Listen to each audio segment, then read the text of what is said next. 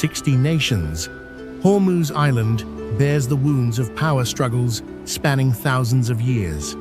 Ring out faster than information itself can travel, this island quietly holds the lifeline of humanity, with 20% of the world's oil supply flowing through it every single day. This is a fateful crossroads, where the simplicity of meals mixed with the red Gallic soil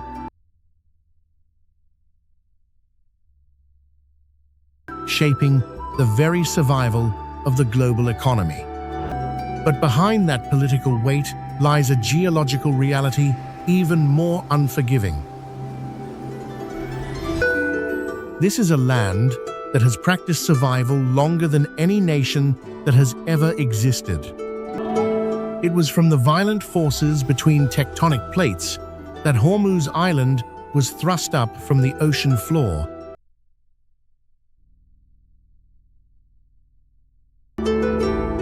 Ancient salt deposits from the Precambrian era have pierced through younger rock layers, carrying with them vast quantities of iron oxide, staining the island red like a blazing Martian surface adrift in the open sea.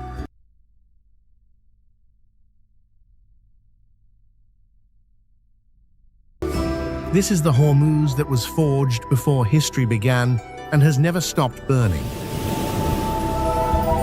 Hormuz Island sits approximately 5 miles off the southern coast of Iran, accessible only by a short water crossing from the port city of Bandar Abbas.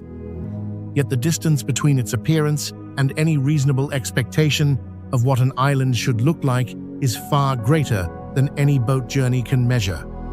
The island's surface is saturated in a red so deep and so uniform that aerial photographs are frequently mistaken for images of Mars. Not because the color has been enhanced or filtered, but because the mineral composition of the soil is genuinely extraordinary.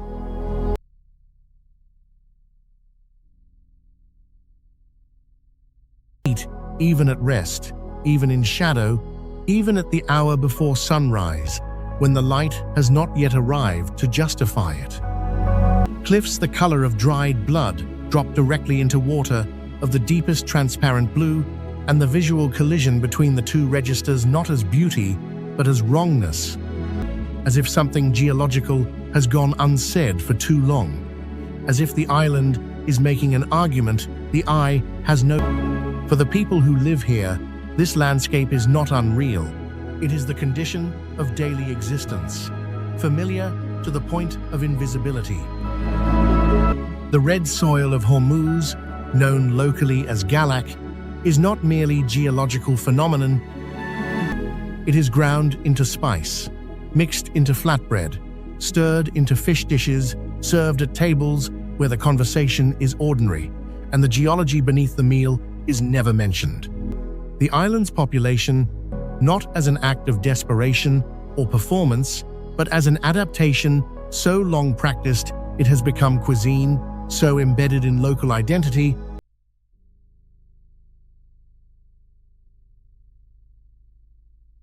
What looks from the outside like impossibility is, from the inside, simply dinner. And yet the economics of that dinner are more complicated than the table suggests. The fishermen who supply the catch navigate waters that carry, on any given morning, a volume of petroleum commerce worth more than the entire annual GDP of many nations. A fact that does not raise the price of the fish and does not compensate the families for the degraded reef systems, the noise pollution, or the near-miss incidents with dark vessels moving at speed through unlit water that no authority with jurisdiction has ever been asked to address. Hormuz became this red through a process called salt diaporism. Ancient salt formations from the Precambrian era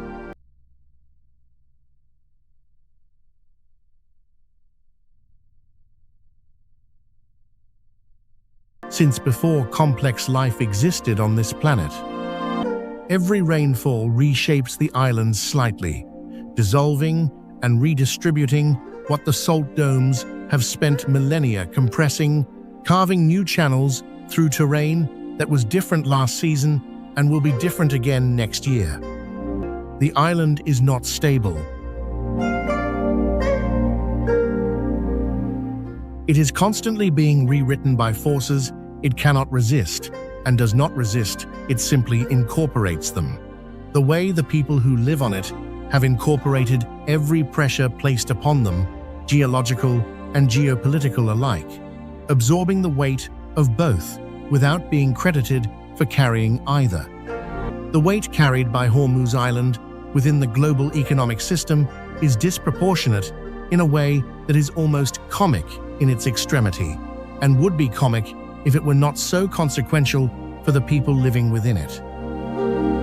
20% of all petroleum traded globally passes through the strait.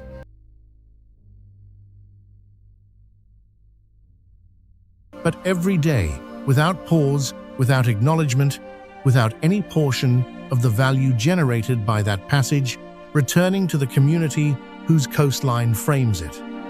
Futures markets in London, New York, and Singapore price crude oil with constant reference to what is happening in the Gulf, and the name Hormuz appears in financial news feeds with a regularity that the island's few thousand residents have never been consulted about and cannot influence.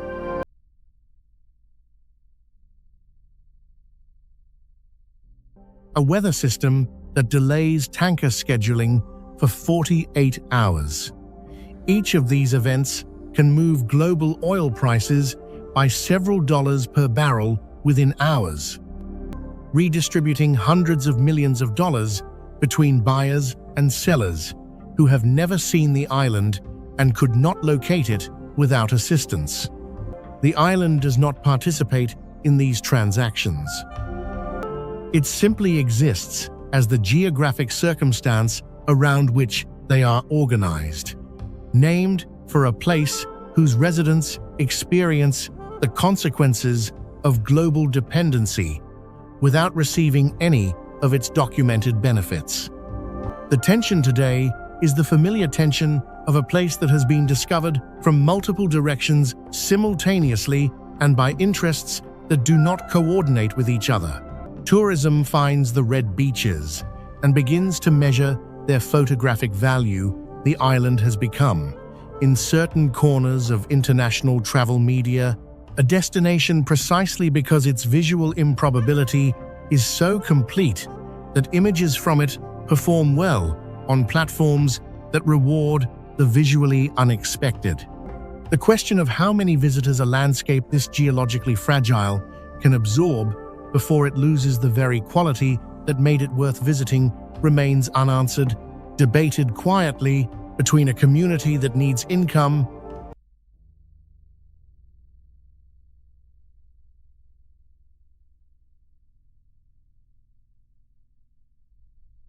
Meanwhile, the shipping economy that has occupied the surrounding water for decades continues its expansion.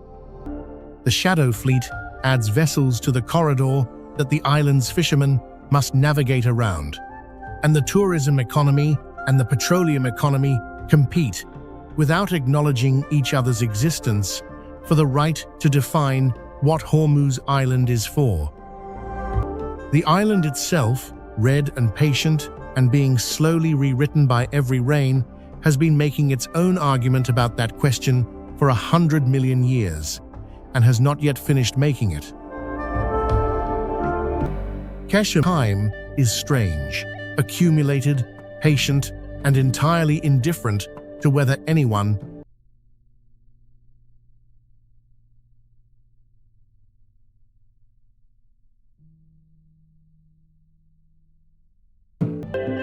The walls of the canyon are close enough in their narrowest sections to touch simultaneously with both hands extended, and the strip of sky visible above so narrow that the canyon cool even in the months when 105 degrees Fahrenheit.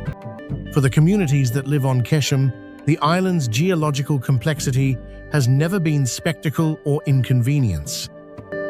It is simply the landscape within which daily life is organized, the context rather than the content of existence. Traditional Bandari architecture found across the island. Thick-walled, deeply shaded, oriented to capture the prevailing sea breeze rather than the view. Reflects a centuries-long process of negotiation, with heat so extreme and persistent that every structural decision is ultimately a thermal decision.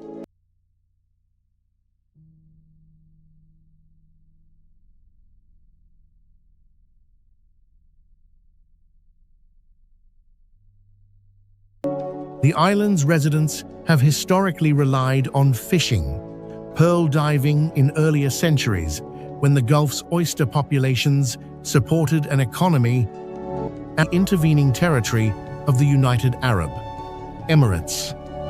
Thematic photographs of it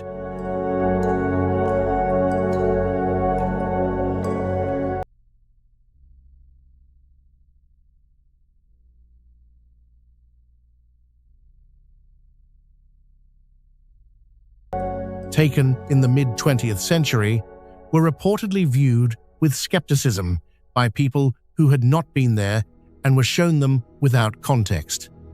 The peninsula's coast is a series of narrow inlets carved by ancient river systems that cut through limestone when sea levels were dramatically lower than they are today, then flooded progressively as the Gulf rose, following the last glacial maximum, that function as fjords, their walls rising vertically for hundreds of feet from water so dark in the absence of wind that the reflection of the cliff faces is from the cliffs themselves.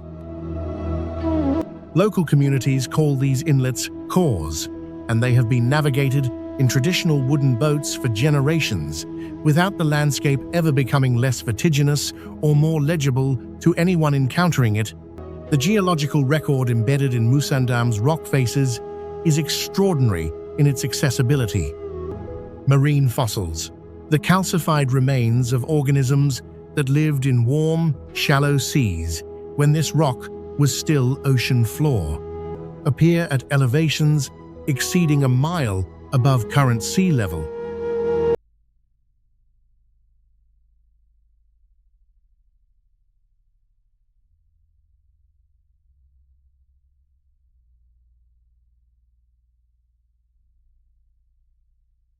Embedded in limestone that was subsequently folded, tilted, and thrust upward by the continuing collision between the Arabian Plate and the Eurasian Plate over the course of tens of millions of years. The collision that produced these altitudes has not concluded. The rock underfoot continues to move, imperceptibly and without pause, at rates that require instruments to confirm but that accumulate into the kind of vertical displacement that puts seashells at mountain height and makes standing on Musandam's peaks feel like occupying a position in an argument between continents that has not yet reached its conclusion. The communities historically settled within Musandam's khors, primarily the Shihu people, whose linguistic and cultural traditions differ in notable ways from both mainland Oman and the UAE populations geographically adjacent to them, organize their existence around the particular conditions of core life, fishing in waters sheltered from the Gulf's main current patterns, communicating between inlet communities by boat rather than by overland path, and developing traditions of material culture shaped by the specific resources and constraints of enclosed coastal geography. The isolation that different core communities maintained from one another, despite their proximity in terms of straight-line distance, created conditions for divergent practices within a very small geographic area, a human echo of the geological tendency of this peninsula to separate, compartmentalize, and develop independently what proximity. Today, government ferry connections and increased recreational boat traffic have reduced the physical isolation of individual core communities, without having yet produced the cultural homogenization that isolation's removal usually accelerates. 12 miles east of Hormuz, and reachable only by the kind of boat journey that forces the mind to slow down before the destination arrives, Hengam Island presents a visual contradiction so complete that it seems designed to disorient anyone carrying expectations from the island they just left. Where Hormuz is saturated red, Hengam is white. Not the white of sand, bleached by overuse, or the manufactured white of resort beaches, but the white of fine-grained sediment mixed with mica flakes so small they are invisible individually and collectively blinding in aggregate. A shoreline that catches light and throws it back at angles that make standing on the beach feel like standing inside a diffraction. The surface constantly shifting between silver and gold, depending on the angle of the sun and the position of the observer. The water around Hengam is the kind of shallow, warm, and transparent that only occurs where the seafloor is clean and the current unhurried, and the industrial traffic has not yet thoroughly redistributed what lives at the bottom. Below the surface, Hengam maintains one of the few functioning coral reef systems in the Persian Gulf that has not yet been comprehensively destroyed by a combination of shipping traffic, anchor damage, rising sea temperatures, and agricultural runoff from the Iranian coast. Dolphins move through these reefs in groups large enough to suggest that the ocean here has not yet fully absorbed how much has changed in the waters surrounding it. That some section of this ecosystem that has not yet fully registered the 20th century, let alone the 21st. The people of Hengam are predominantly fishermen, and their relationship with the sea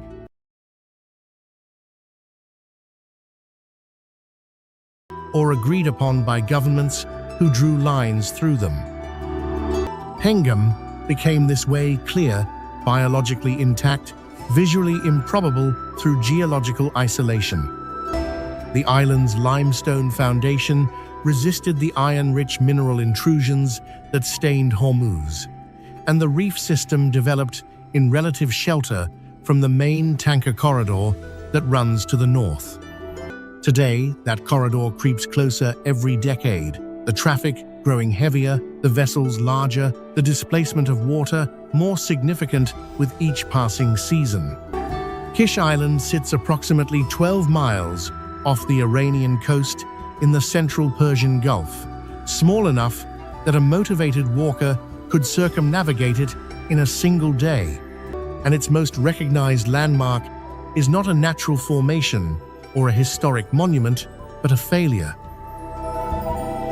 A Greek cargo vessel that ran aground in 1966 and has remained precisely where it stopped ever since.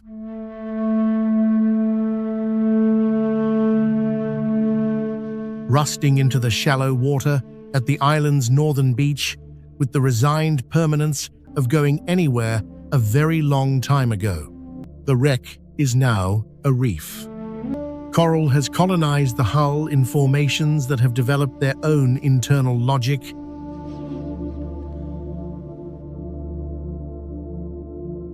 Following the contours of industrial steel, with the same patient opportunism that coral applies to any surface willing to remain still. Fish move through the engine compartment in species and numbers that the engine compartment was not designed to accommodate. The ship is deteriorating at approximately the same rate as the trade routes it was once part of have been restructured by sanctions, embargoes, and the political geography of a region that has renegotiated its commercial relationships multiple times since 1966, which is to say, it is deteriorating slowly, visibly, and without apparent urgency. Beneath the island, a different register of water history is preserved in stone and shadow. The Kari's underground city is a network of ancient kanat tunnels, hand-excavated water channels, first constructed approximately 2,500 years ago to carry groundwater from inland aquifers to surface communities across terrain where surface that has been partially excavated, stabilized, and preserved as both functioning infrastructure and archaeological site simultaneously, which is a combination rare enough to justify attention. The walls of these tunnels contain fossilized seashells, the mineralized remains of organisms that lived and died when this limestone was still ocean floor, embedded in rock that subsequently became desert surface, was then cut through by human hands seeking water, and is now the ceiling of a passageway that visitors walk through by electric light, while seashell fossils look down at them from above. The layers of time available in a single tunnel section, marine, geological, hydrological, historical, are so compressed and so accessible that the space functions as an involuntary museum of everything this island has been.